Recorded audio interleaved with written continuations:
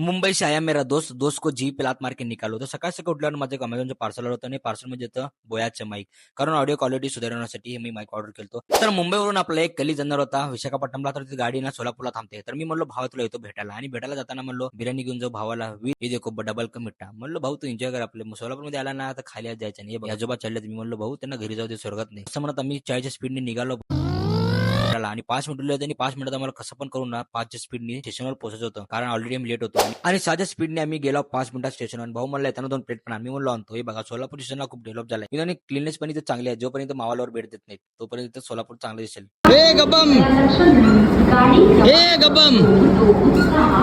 मग भाऊ येताना लोणावळ्यात चिक्की आणला होता, आणि हे बघा चिक्की आणि भावाला पार्सल दिलो. आणि म्हणलो भावाला पार्सल आहे ना व्हेज आहे, तर भाऊ मला तूच घेऊन जा. आणि म्हणलो चिकन बाय बाय.